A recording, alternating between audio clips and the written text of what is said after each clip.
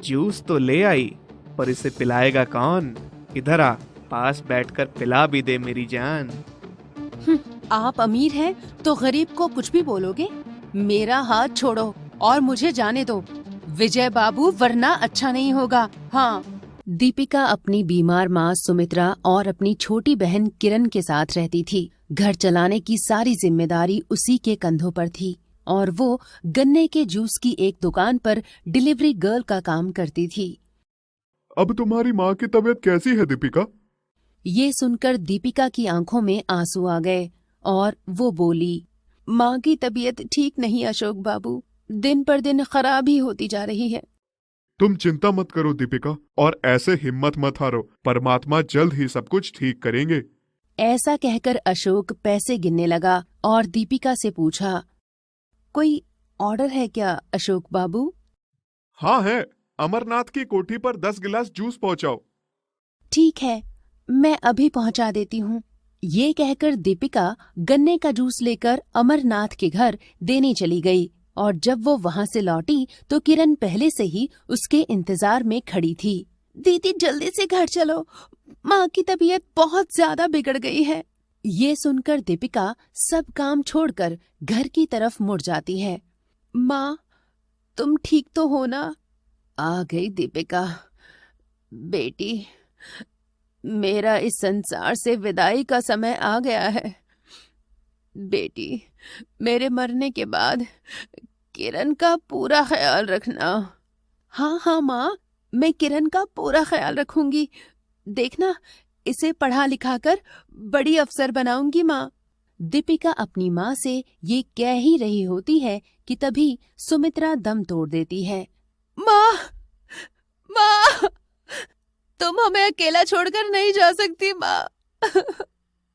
उठो ना माँ, माँ, माँ।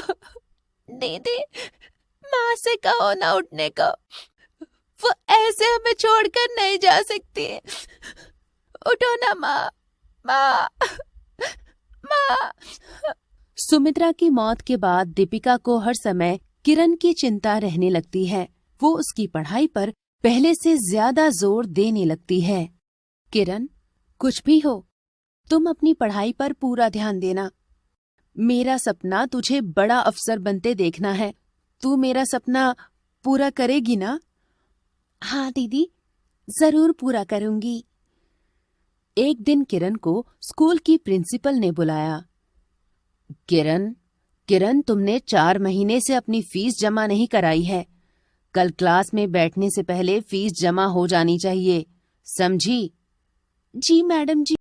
स्कूल से घर आते ही किरण ने ये बात अपनी बड़ी बहन को बताई। दीदी, मेरे स्कूल की फीस जमा कर दो, वरना मैं स्कूल नहीं जा पाऊंगी।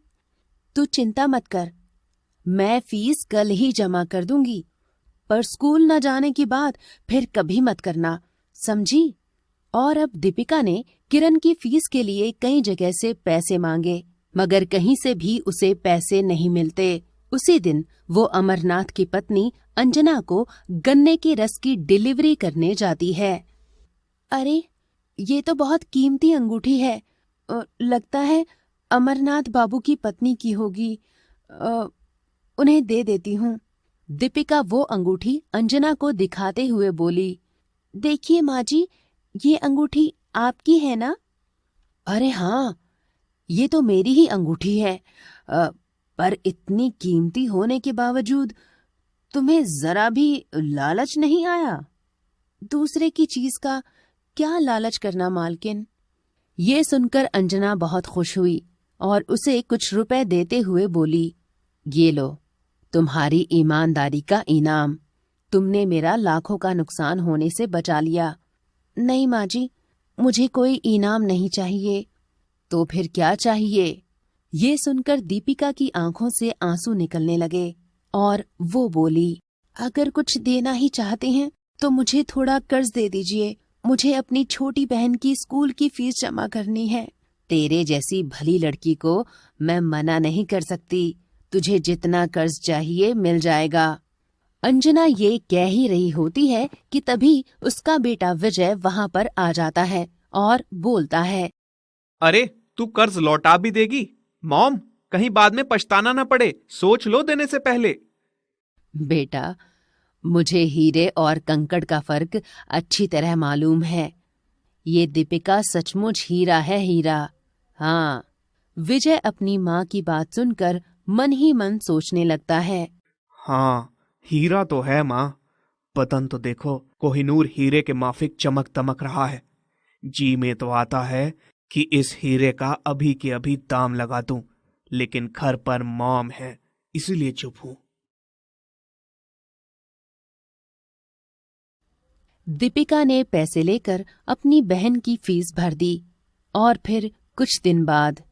अरे दीपिका, अमरनाथ के घर गन्ना जूस के बड़े 5 गिलास देने हैं, दे आएगी तू? जी, अभी दे आती हूँ अशोक बाबू।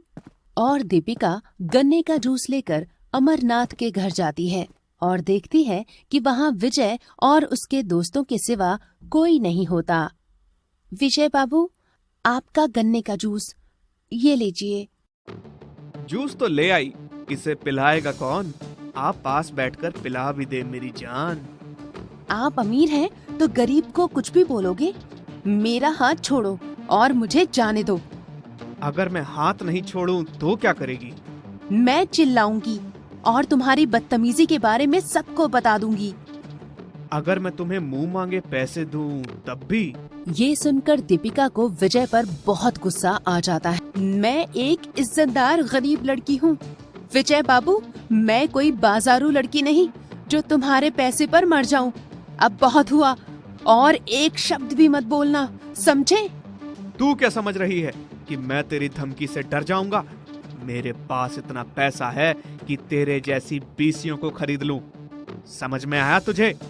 ये कहकर विजय ने दीपिका का हाथ पकड़कर अपनी तरफ खींचने की कोशिश की, लेकिन तभी वहाँ अंजना आ गई और उसे देखते ही दीपिका फूट फूट कर रोने लगी। विजय, ये क्या है? ये मुझसे नाजायज पैसे मांग रही है, इसीलिए मैं इसको इसकी असली जगह दिखा रहा था। नहीं मालकिन, ये झूठ बोल रहे हैं। आपके अमीर बेटे और उनके दोस्तों ने मेरे साथ जबरदस्ती करने की कोशिश की है मालकिन। ये सुनकर अंजना बोलती है, मेरा बेटा इतना नीचे गिर सकता है, मैं कभी सोच भी नहीं सकती थी। छी, मैं इसे और इसके दोस्तों को अभी पुलिस के हवाले करती हूँ। मालकिन, रहने दीजिए, आपकी इज्जत का सवाल है। कैसे रहने दूं? किसी लड़की की इज्जत की क्या कीमत होती है, ये सबक सिखाना ही पड़ेगा इसे। ये कहकर अंजना पुलिस को फोन कर देती है। माँ, हमें माफ कर दो, हमें पुलिस थाने मत भेजो प्लीज, हम आगे से ऐसी हरकत भूल के भी नहीं करेंगे। ऐसे गंभीर अपराध के लिए माफी कोई मायने नहीं रखती बेटा, इसकी सजा तो तुम सबको भुगतनी पड़ेगी। इंस्पेक्टर साहब, ले जाइए इन्हें और इन्हें इनके किए की सजा दीजिए। पुलिस विजय और उसके दोस्तों को थाने में ले जाती है और फिर अंजना दीपिका के हाथ जोड़कर बोलती है, बेटी, मैं अपने बेटे की करतूत के लिए बहुत शर्मिंदा हूँ, हो सके तो माफ कर देना। नहीं माँ जी, कसूरवार को तो आपने सजा दे दी है, फिर आप क्यों माफी मांग रही हैं?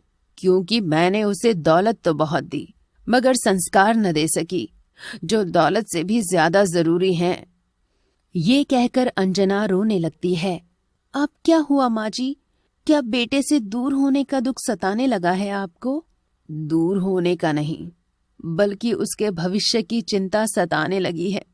बेटी, मैं तो उसके लिए तुम्हारा साथ मांगने वाली थी, पर निकम्मे ने सब चौपट कर दिया। ये सुनकर दीपिका चौंक जाती है। माँ जी, पर मैं तो बहुत गरीब लड़की हूँ। पर गुणों और विचारों में हमसे बहुत अमीर हो, मुझे ऐसी ही बहू चाहिए थी। ये कहकर अंजना चुप हो गई और दीपिका भी वहां से चली गई। फिर इसके कुछ ही घंटों बाद दीपिका विजय को लेकर अंजना के सामने आ जाती है। मैंने इन्हें पुलिस से छुड़वा लिया है। माँ जी, सुधरने का एक मौका तो मिलना ही चाहिए ना। माँ, जब दीपिका ने ही मुझे माफ कर दिया तो अब तुम भी मुझे माफ कर दो माँ। विजय में ये बदलाव देखकर अंजना बहुत खुश हो जाती है। बेटी, तूने एक दुखी माँ का दुख दूर करके बहुत बड़ा पुण्य किया है। ईश्वर तुझे सदा सुखी रखे। ये कहकर अंजना ने दीपिका को गले लगा लिया और फिर अपने बेटे की शादी कर दी। इस तरह गरीब दीपिका और उसकी बहन किरण का जीवन तो संवर ही जाता है, साथ ही अंजना को भी गुणवती बहू मिल जाती है। दोस्तों आ ही गए हो तो चैनल को सब्सक्राइब कर देना और वीडियो अच्छी लगे तो लाइक और शेयर भी कर देना और बेल आइकन जरूर दबा देना ताकि आपको नए वीडियोस की नोटिफिकेशंस मिलती रहे।